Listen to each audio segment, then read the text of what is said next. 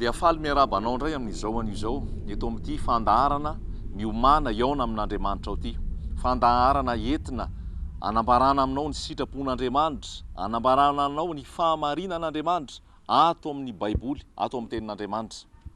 Fa ny tenin'Andriamanitra milaza hoe ringana ny oloko noho ny tsy fisian'ny fahalalana. Dia marobe amin'izao fotoana ny olona milaza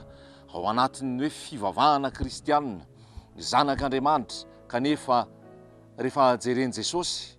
dia hoy Jesosy hoe tsy fantatro akory nareo. Rehefa mijery ny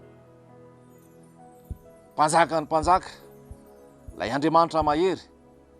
dia hoy izy hoe ty fireneny ty manaja ahy am-bolona fa ny fony kosa lavitra. Rehefa mijery Jesosy, moa mahita an'izany vo avy amin'Andriamanitra zany ve tsika? Moa mamokatra vo tsara avy amin'Andriamanitra ve tsika? Laza ho tsika ho kristianina, zanak'Andriamanitra, mpanompon'Andriamanitra, fa Jesosy nilaza hoe ny vony no hamantarana ny azo. Dia ataovy tsara ny vono ozy izy ny tenin'Andriamanitra. Dia izay zavatra izay no takian'Andriamanitra amintsika. Rehefa ho avy Jesosy eny amin'ny raholanitra, rehefa ho avy izay fotoana izay, moa hita vo tsara eny amintsika ve izy? Moa hamokatra ilay zavatra takiny hovokarina ve tsika? Hoy ny tenin'Andriamanitra. Dia izany no anton'izao fotoana izao, hanambarana amintsika ny sitrapon'Andriamanitra, ahafahantsika mandeha amin'ny sitrapon'Andriamanitra, halalana ny tenin'Andriamanitra. Fa ny tenin'Andriamanitra dia milaza hoe mamoaza vo mendrika ny fibebahana. Mamoaza vo mendrika ny fibebahana. Tsika tsirairay avy milaza mpanompon'Andriamanitra, olon'Andriamanitra, zanak'Andriamanitra, kristianina, moa misy an'izay vo mendrika ny fibebahana zay ve tsika? Anjarantsika no mijery. Mety manontany ianao hoe inona moa zany vo mendrika ny fibebahana zany ary? Ny fanamasina ny anokan-dranomasonao ary ny fandrenesana rehetra dia tazomina amin'ny anaran'i Jesosy mba hiaino izao afatra izao hatramin'ny farany. Ary rehefa vita izao afatra izao dia ho hitanao hoe ao amin'ny fanjakan'Andriamanitra ve ianao? Mamoa an'ilay vo mendrika ny fibebahana ve ianao? Ka isan'ny noakarina rehefa ho avy eny amin'ny raholanitra ny tompo, sao sanatria ilay aviavy mandravina be fotsiny ka tsisy vonony mipetraka. So sanatria amin'ny fihetsiketsehana sy anaram-piangonana sy anaram-pivavahana sy asa maro isan-karazany ataontsika, nefa tsy mitondra an'ilay vo mendrika ny fibebahantsika. Ka hoy ny tompo hoe kapao izy fa mibahana ny toerana fotsiny. Mba ho fantatsika anie zany ary handray fanapahan-kevitritsika, handray ny tenin'Andriamanitra. Salamo 5:10. Izao no voasoratra ao amin'ny Salamo 5:10. Jehova, iza no hitoetra ao amin'ny tabernakelinao? Iza no onona ao an-tendrombohitra ao masina? Izay mandeha tsy misy tsiny ary manao izay mahitsy, sady misaintsaina ny marina ny fony, tsy manendrikendrika amin'ny fony, tsy manendrikendrika amin'ny lelany, sady tsy manisy ratsy ny sakaizany, ary tsy manao izay ahafabaraka ny namany, tsy manaja ny ratsy fanahy, fa manome voninahitra ny matahotra an'Andriamanitra, tsy mivadika amin'ny fianinany na dia maningotra ny tenany aza, sady tsy mampiana ny volany na mandray kolikoly anameloka ny marina. Izay mitandrina izany dia tsy mba hangozohozo mandrakizay. Salamo 5:10. Manontany izy hoe Jehova, iza no hitoetra ao amin'ny tabernakelinao? Iza no onona ao amin'ny tendrombohitra ao masina? Raha dika tsotra fotsiny dia hoe iza no akarina rehefa ho avy Jesosy eny amin'ny raholanitra? Iza no hiditra any amin'izany fanjakan'Andriamanitra zany? Iza no hiditra amin'izany paradisa no manan'Andriamanitra zany? Dia voalaza nyity tenin'Andriamanitra ato ity zany. Voalazany ao hoe izay mandeha tsy misy tsiny ary manao izay mahitsy, izay misaintsaina ny marina ny fony. Amin'ity anio ity izao sy anao, ny fonao, raha tarafin'Andriamanitra, raha jeren'Andriamanitra amin'izao fotoana izao, inona ny saintsaininao ao am-po ao? Sao dia fahavetavetana, sao dia filanonofo, sao dia fijangajangana, sao dia fangalaram-badin'olona, sao dia fitiavam-bola, fitiavan-karena, fanaovana risoriso sy kolikoly. Nefa etsy an-dalana izay manana ny titra ihany hoe kristianina, zanak'Andriamanitra. Fa milaza ny tenin'Andriamanitra eto fa raha izay ny sokajy misy atsika dia tsy hiditra amin'ny fanjakan'Andriamanitra tsika. Trano fivavahana mety afaka hidirantsika foana, na roviana, afaka ho ao ianao, fa ny lanitra tsy ho afaka hidirana raha ao anatin'izay fahalotombo izay ahako, na inona anarana entiko nampanopin'Andriamanitra izahako, nampanao asan'Andriamanitra izahako, nampanao hira filazantsara izahako, nampanao asa soa takan'inona ahako, na milaza ho kristianina ahako, raha vao ao anatin'ny fahotana, raha vao ao anatin'ny fijangajangana, raha vao ao anatin'ny kolikoly, ao anatin'ny risoriso, ao anatin'ny fitiavana kely, ao anatin'ny fankahalana olona, ao anatin'ny tsy famelan-keloka, ao anatin'ny fanompo-tsampy, ao anatin'ny zavatra maro sahala amin'izany, dia tsy ho tafiditra amin'ny fanjakan'Andriamanitra isika, satria masina ny lanitra, hoy ilay filaza izay hoe masina ny lanitra feno voninahitra ka ny ota tsy ho tafiditra any. Raha mbola ny ota no mitoetra atao anatiko dia tsy ho tafiditra any ahako. Tsarovy i Adama sy Eva tao amin'ny saha Edena, vao nanoty indray mandeha fotsiny Adama, vao nanoty indray mandeha fotsiny Adama sy Eva, dia noroahan'Andriamanitra niala tao amin'ny saha Edena. Andriamanitra matahotra, Andriamanitra masina io Andriamanitra io, ary tsy azo vazivaziana io, fa izay nahafafon'ny olona nojinjainy. Zay nahafafon'ny olona nojinjainy. Tany talohan'ny fanorenana an'izao tontolo izao, i Losifera, anjelin'Andriamanitra, tao amin'ny famirapiratana, tao amin'ny fahatsarana, ny andraikitra ny mozika, ny andraikitra ny fitendrena, fa indray mandeha monjo Losifera no nihevitra ny tenany ho zavatra, ary nieboebo, ary te haka ny toeran'Andriamanitra ka nitalika ny anjely, hanompo azy sy hanaiky azy. Indray mandeha monja ny hodinan'ny Losifera, dia nadaboka Andriamanitra izy, niala tany amin'ny seza fiandrianany, niala tao amin'ny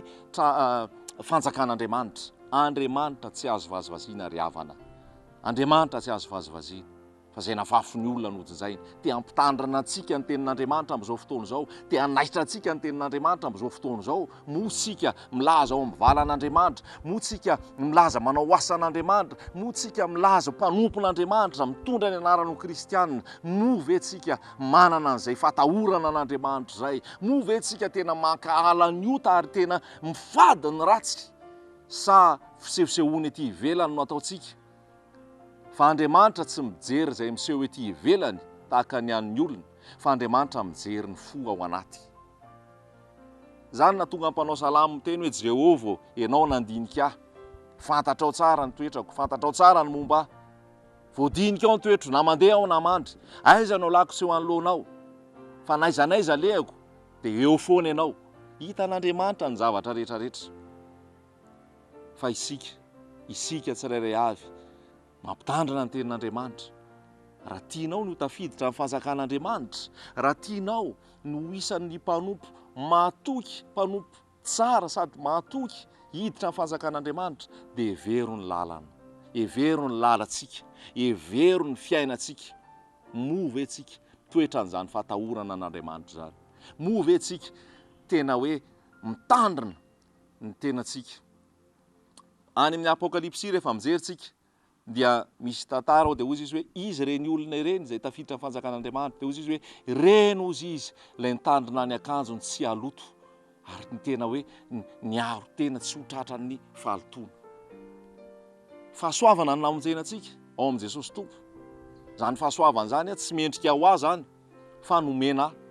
Ohatra hoe tokony ho faty ahako aho, elohanao ho faty,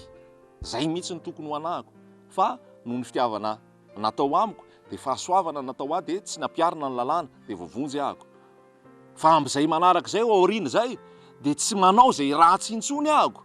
satria efa voavonjy ary tsy manao izay ratsy intsony. Misy mantsy ny milaza ao amin'ny fampianarana, dia milaza hoe rehefa kristianina ianao, indray mandeha ianao nisy appel, izay moa filaza azy hoe nisy appel, natsoina hoe hanolo tena ho an'i Jesosy, dia tena hoe ataovy ity vavaka ity, dia manomboka eo ianao zanak'Andriamanitra. Dia misy miteny an'izay hoe rehefa indray mandeha ianao nateraka indray zanak'Andriamanitra, dia tsy afaka intsony ianao fa ho zanak'Andriamanitra foana, dia voavonjy ianao fa satria efa izay ny famonjena. Tandremo ry havana, fa tsy tenin'Andriamanitra izany, tsy tenin'Andriamanitra izany. Fa raha vao tsy mitoetra ao amin'ny fahatahorana an'Andriamanitra ianao, raha vao tsy mankahala ota ianao, raha vao tsy miala amin'izao tontolo izao sy ny faharatsiana ianao, ka milaza hoe efa nisy fotoana ahako nisy antso dia nitsangana, dia nihira, dia nitomany, dia nanolo tena, dia nanao vavaka fanoloran-tena, dia hoe ho tafiditra amin'ny fanjakan'Andriamanitra. Fa ny amin'ny anio, amin'izao tsika miresaka izao, moa ve ianao mitoetra amin'ny fahatahorana an'Andriamanitra? Moa ve manana an'izay fahatahorana an'Andriamanitra, izay fitiavana an'Andriamanitra, izay fankahalana an'izao tontolo izao, fankahalana ny fahotana izay ve izahako ianao amin'izao fotoana izao? fa mamitaka atsika ny fampianarana maro mietretra rehefa nanolo tena indray mandeha dia voavonjy mety very ny famonjena raha tsy mitazona ny famonjena ianao raha vao tsy miampiny ianao dia very ny famonjena ry havana manaitra anao mihitsy zay amin'izao fotoana izao hanambaranao amin'izany tsy simongamonga io amin'izao fotoana ny resaka fivavahana lasa ohatrany ataoko amin'ny teny frantsay mihitsy lasa ohatrany divertissement lasa ohatrany fialamboly ty fivavahana sy ny fiarahana amin'i Jesosy ty zavatra eny amin'izao tontolo izao lasa miditra ao amin'ny fiangonana hirahira n'izao tontolo izao atsikany horonan-tsary ny hetsika n'izao tontolo izao miaraka amin'ny mpihira n'izao tontolo izao nefa milaza fa kristianina fiangonan'Andriamanitra Andriamanitra masina ary rirarira resaka voly io averiko foana mety hiteny matsy ianao hoe mba hanaovana ny asan'Andriamanitra dia mila voly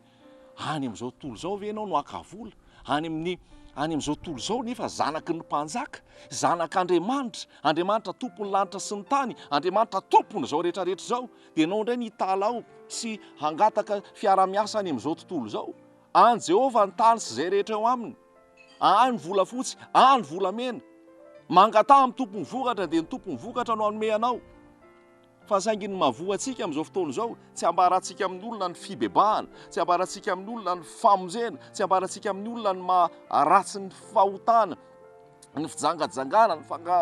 ny alatra ny lainga sy ny sisa tsy hambarantsika aman'olona zay fa lasa asa no hambarantsika aman'olona lasa fombafomba mpivavahana no hambarantsika aman'olona dia lasa ohatrany hoe tisinday foana ilay fivavahana hoe ao fa ampijerena hiran'izao tontolo izao ianao na ampijerena antsika na dia manome vola ho amin'ny asan'Andriamanitra tena tsy izany ny sitrapon'Andriamanitra fa ny olona rehefa manolo tena ho an'i Jesosy izy resy lahatra ny amin'ny famonjena izy tsy mila hoentanonao izany intsony izy hanao asan'Andriamanitra ary handrotsaka hamafy ho an'ny asan'Andriamanitra ary indray jereo ihany koa asan'Andriamanitra ve moa izany ho ataonao izany be da be ny asa ataontsika asa fanompoana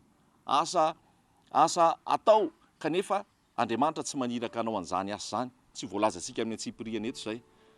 fa ny tena zava-dehibe dia ny fiomanako amin'ny fiverenan'i Jesosy ho avy eny amin'ny raonlanitra izy voalaza ato hoe misaintsaina ny marina ny fony tsika tsirairay avy misaintsaina ny marina iza ny marina Jesosy ny marina Jesosy ny lalana sy fahamarinana ary fiainana misaintsaina ny Jesosy ve ny fonao ny sainao isan'andro maraina atoandro hariva sa hoe tonga ny adiny 4 amin'ny fotoana anankiray alahady na sabotsy dia amin'iny vao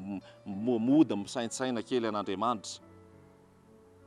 ny fombafomba mpivavahana dia nanimbatsika ary nanalavitra atsika amin'Andriamanitra ny resaka religion dia manalavitra atsika amin'Andriamanitra fa ny amin'Andriamanitra tsy religion fa tena hoe fitiavana an' Jesosy fanaovana ny sitrapon'Andriamanitra dia ambarako amintsika izany fahamasinana ny fahamasinana zay ny voalazany ten'Andriamanitra Salamo 5:10 iza no hiakatra any amin'ny taberna kely iza niakatra any tendrombohitr'Andriamanitra tsy hoe taberna kely misy matsy ny mpanao fivavahana dia any amin'ny taberna kely tsy resaka trano io tsy resaka tendrombohitra ihany koa fa resaka hoe paradisan'Andriamanitra resaka hoe fiainana mandrakizay iza no hiditra any fantary fa ny miditra any dia ny manao ny sitrapon'Andriamanitra ny olona niona tanteraka tamin'i Jesosy ary ny olona niambina ihany koa misan'izany ve ianao misan'izany ve saintsaino ny fiainanao evero ny lalanao mipetraha kely mihitsy aloha dia mandiny teny za ve Jesosy dia anao za ve Jesosy ny foko ve misaintsaina ny marina za ve Jesosy ao anatin'ny fankahalana ny ratsy sy ny fankahalana n'izao tontolo izao sy ny fialana amin'ny ratsy sa mbola misy kolikoly mbola misy lainga mbola misy fahotana atao anatiko ary izy dia miteny mihitsy hoe tsy mandray kolikoly na manameloka ny marina olona mandeha amin'ny fahamarinana olona maila heloka fa amin'izao fotoana dia be da be ny fangaroaro be da be ny fangaroaro fa teteny aminao hoe Jesosy ihany mamonjy ary aoka tena ho azy tanteraka ianao isan'andro san'andro ho azy tanteraka ianao ny olona no afaka fitahana eto amin'izao tontolo izao ny olona no afaka fitahana sy amboamboarina eto amin'izao tontolo izao amin'ny resaka fivavahana sy hoe fanompoana raha ohatra hoe manao politika izao dia ny olona afaka miovaova amin'ny atoko politika maro sy amin'ny firehany fa amin'Andriamanitra tsisy an'izany fa rehefa tsisy zavatra voavidim-bola ny lanitra fa ny fibebahanao fanekenao an' Jesosy no azonao ny famonjena tsisy zavatra ambadibadika io ao am-piangonana ao amin'ny trano fivavahana mety afaka amboarinao ihany hoe andana raka izy dia maka réservation kely amin'ny latabatra fa amin'ny W fa tara kely zahay afaka idiranao zany fa ny fanjakan'Andriamanitra ny fonao dioviny rany Jesosy niala tamin'ny fahotana nanaiky an' Jesosy no tafiditra amin'ny fanjakan'Andriamanitra zay ihany no tafiditra any dia ambarako aminao zao raha mandraraka an'izao fotoana zao ianao mbola fotoana zao iverenana amin'Andriamanitra mbola fotoana zao ialana amin'ny fahotana ialana amin'ny faharatsiana hanikena ny fanjakan'i Jesosy ao anatinao mety hiteny ianao hoe zany hoe olombelona ihany nofo ihany malemy ihany mbo tratran'izao rehetra zao hoe aiza koa nisy an'izany masina zany aiza koa nisy an'izany kristianina zany misy moa dia miteny hoe ohatrany Paoly ka Paoly ary miteny hoe ny ratsy izay tsy sitrako no vitako ary ny tsara izay tiako atao tsy vita Paoly ary manao an'izany ahoana ny havitanan'izany hoe masina zany fa toizo hatramin'ny farany famakiana ny tenin'Andriamanitra rehefa mamaky ianao avy eo aorianan'izay lazain'i Paoly zay dia niteny izy hoe iza no nahafitra amin'ity tena fahafatesany ity indrisy olo-mahatra fa avy eo hitan'ny Paoly ny vahaolana dia hoy Paoly hoe isaorana anie Andriamanitra isaorana anie Jesosy dia miteny izy amin'ny Romana 9 hoe ankehitriny tsy misy fanameloana ao amin'ny Kristy Jesosy izay olona mandeha araka ny fanahy fa tsy araka ny nofo fa ny lalàn'ny fanahinaina ozy izy nanafaka amin'ny lalàn'ny ota sy ny fahafatesany zany hoe misy lalàna vaovao aminao rehefa manaiky an' Jesosy ianao tsy ao anatin'ny lalàn'ny ota sy ny fahafatesana intsony ianao tsy lalàna aminao intsony ny mandainga tsy lalàna aminao intsony ny fokasikara tsy lalàna aminao intsony ny mijangajanga tsy lalàna aminao intsony ny manao kolikoly tsy lalàna aminao intsony ny mankahala olona tsy lalàna aminao intsony ny tsy mamela heloka tsy lalàna aminao intsony ny manompo sampy sy ny manao fahotana maro satria efa nisy lalàna vaovao niditra ao anatinao dia ny lalàn'ny fanahinaina zany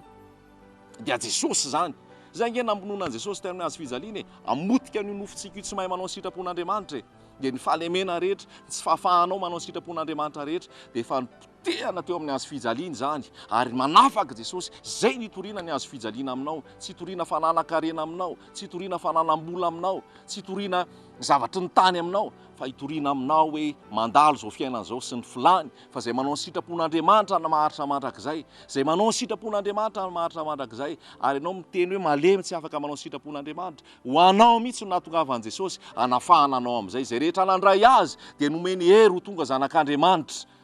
dia herin'Andriamanitra ao anatinao ahafahanao mandresy ny fahotana mandresy ny filanofo mandresy n'izao tontolo zao satria mahery le ao anatinao noho ny amin'izao tontolo zao tianao Jesosy tianao Andriamanitra mbola miteny aminao amin'ity an'io ity fa mbarako aminao fa raha tsy mibebaka tsika dia hoy ny tenin'Andriamanitra hoe ny fanahy izay manota no ho faty fa mbola mametraka safidy aminao izy androany ary zao ny tenin'Andriamanitra Korintianina 1:9 moa tsy fantatrareo fa ny olona tsy marina tsy mba handova ny fanjakan'Andriamanitra aza mety ho fitahina anareo fa ny mpijangajanga sy ny mpanompo sampy sy ny mpakavadin'olona sy ny sodomita sy ny mpangalatra sy ny mpierina sy ny mpimamo sy ny mpanaratsy ary ny mpanao ankeriny dia tsy mba handova ny fanjakan'Andriamanitra